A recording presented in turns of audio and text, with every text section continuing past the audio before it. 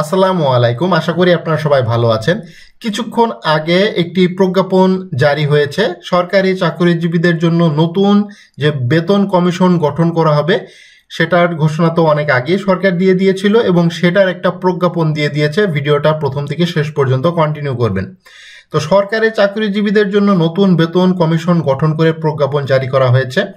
তো জাতীয় বেতন কমিশন 2025 নামে এই প্রজ্ঞাপন জারি করা হয়েছে রোববার 27 জুলাই। সাবেক অর্থ সচিব জাকির আহমেদ খানকে কমিশনের সভাপতি করে এই প্রজ্ঞাপন জারি করেছে অর্থ মন্ত্রণালয় এবং এটার নাম হবে জাতীয় বেতন কমিশন 2025। প্রজ্ঞাপনে বলা হয়, সরকারি চাকরি আইন 2018 এর ধারা 15 দেওয়া ক্ষমতা বলে জাতীয় বেতন স্কেলের আওতাভুক্ত প্রজাতন্ত্রের সব শ্রেণীর কর্মকর্তা কর্মচারীর জন্য জাতীয় বেতন কমিশন 2025 গঠন করা হয়েছে। এই বেতন কমিশনের নাম হচ্ছে জাতীয় বেতন কমিশন 2025।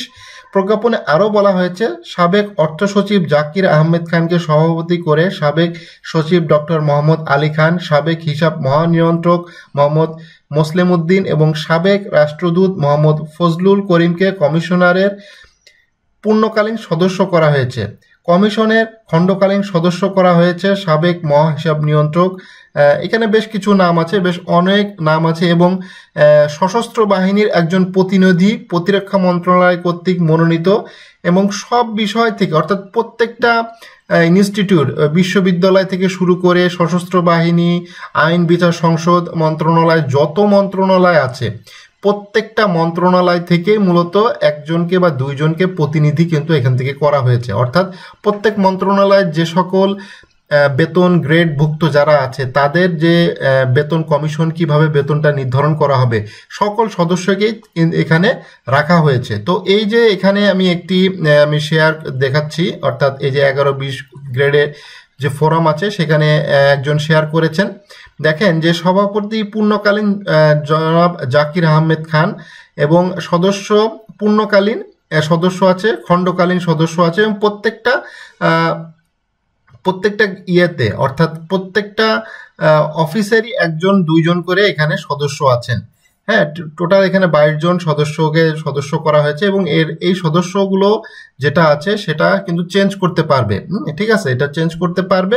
এবং এখানে যেটা বলা হয়েছে যে সরকারি চাকরি আইন 2018 15 ক্ষমতা বল জাতীয় বেতন স্কেলে আওতাভুক্ত প্রজাতন্ত্রের সকল শ্রেণীর কর্মকর্তা কর্মচারীদের জন্য জাতীয় বেতন কমিশন গঠনের স্বার্থে সরকার কর্তৃক গৃহীত সিদ্ধান্ত অনুযায়ী নিম্নরূপ জাতীয় বেতন কমিশন 2025 গঠন করা হলো। সরকার এ বিষয়ে যথেষ্ট আন্তরিক আছে এবং খুব দ্রুততার সাথে এই প্রজ্ঞাপন জারি করে দিয়েছে এবং এটা ঘোষণা দিয়ে দিয়েছিল অলরেডি যে জাতীয় বেতন কমিশন হবে এবং পে কমিশন গঠন করা হবে, পে স্কেল গঠন করা হবে।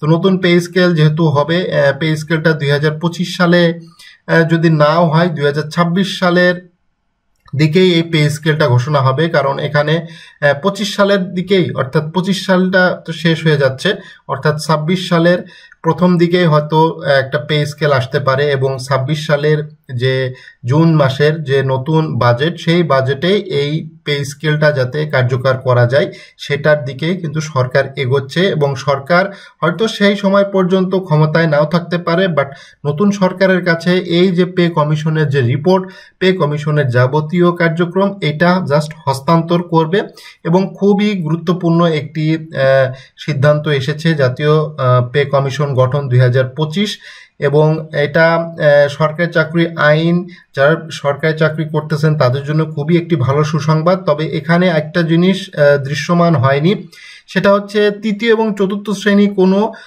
প্রতিনিধি রাখা হয়নি। তৃতীয় এবং চতুর্থ শ্রেণীর কোনো প্রতিনিধি তারা রাখে নাই, সব কিন্তু সচিব পর্যায়ে এবং উপসচিব পর্যায়ে তাদেরকে রাখা হয়েছে।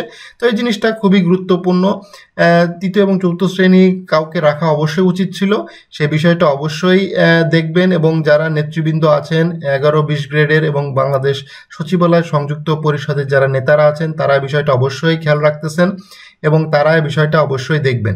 তবে মোটামুটি বলা যাচ্ছে সরকার যথেষ্ট আগ্রহী, যথেষ্ট আন্তরিকতার সাথে সরকারি কর্মকর্তা কর্মচারীদের বেতন ভাতা ভাতা বৃদ্ধির ক্ষেত্রে সরকার যথেষ্ট আগ্রহী আছে। একটা পে কমিশন গঠন করা এবং পে স্কেলের যাবতীয় প্রস্তুতি সম্পূর্ণ করে দেওয়া, এটা খুবই গুরুত্বপূর্ণ।